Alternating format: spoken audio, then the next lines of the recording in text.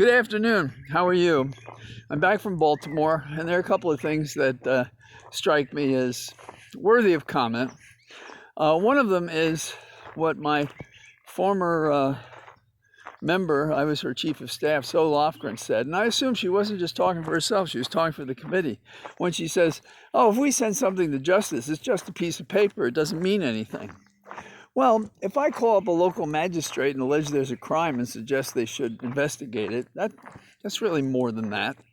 And if I'm a congressman and I have a report that said the president, whom we unsuccessfully prosecuted for high crimes and misdemeanors for trying to overthrow the government, now we have these other crimes that we should prosecute him for, and he's no longer president, so even the Department of Justice shouldn't be curtailed in its prosecution. But then, what does the committee do that is investigating this? The committee that Zoe Lofgren, my former boss, whom I served as her special counsel, she says, it's nothing. It doesn't mean anything. Well, I think it means something.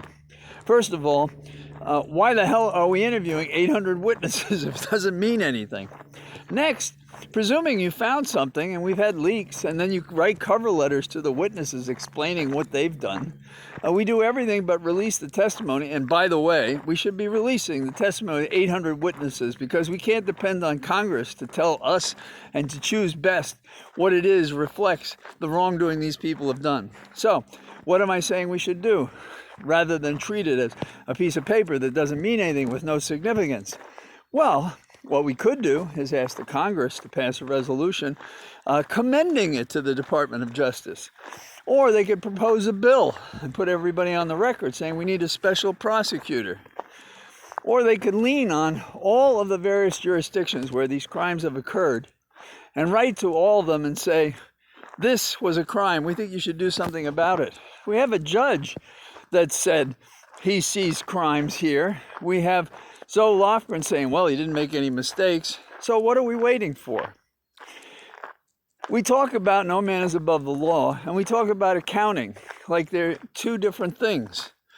But every man is above the law who doesn't have to make an accounting for criminal acts that he's perpetrated, particularly the highest in the land involving the overthrow of our government, the disregard for the vote in the election, the disregard of what the electors did, the disregard of truth and justice.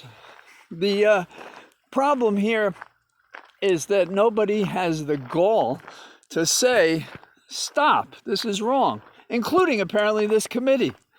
They think that satisfying our curiosity is what we want. No, we want action. We want these people prosecuted. And yes, there should be a Get Trump squad. No Mark Meadows or any other person will satisfy the need of an accounting but this man. And the Constitution provides this man, by his act, shouldn't even be able to run for office. And we should be talking about that. And there should be lawsuits in every state that he would seek to run in as a presidential candidate to bar him for that violation of the Constitution. So that's what I think about that. Now, the other thing that drives me crazy is here we have the Russians in retreat, something that we hear about in school. And what do you do when somebody retreats? Do you stand there and let them get away and reorganize themselves and get a little beach time to compensate for the hard war they had when they were committing abominations across Ukraine?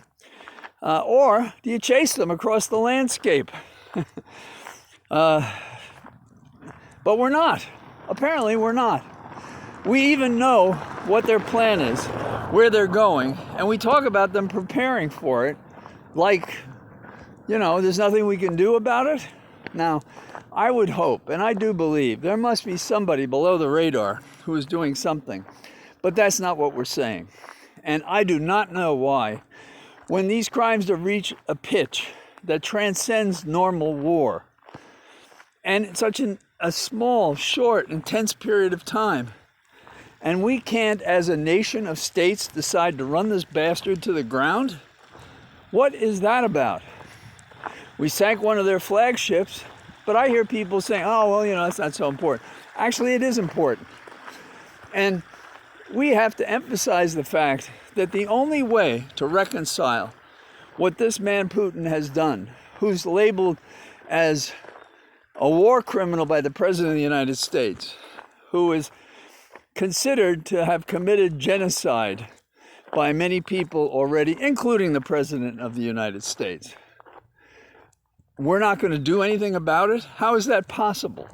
How can democracy say that it stands for freedom and justice if they can tolerate this and do nothing about it? They can't.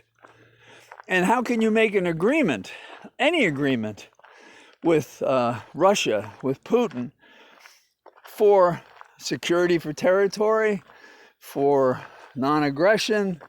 You can't, because we know he lies, he can't be trusted.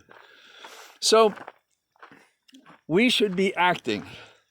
In his moment of weakness, as we've had several victories, forcing him to retreat, despite the outrageous,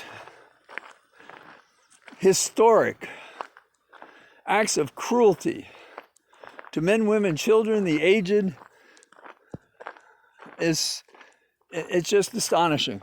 We have to act, or we will not be able to face ourselves in the mirror, because if we do not act, it will only get worse. It has to stop. So, in the meantime, while Trump is avoiding questions like, does he think what Putin does is an outrageous crime, to his friends at Fox, although given, a softball to answer it, we hear that Pence is rumbling around like he's going to run for president. And of course, we have Abbott from Texas, and we have Florida as well. So it's going to be a busy political season ahead of us. And on a personal note, Holly is, I never like to say well, because we have enough setbacks, because it's such a dramatic, oppressive, difficult operation.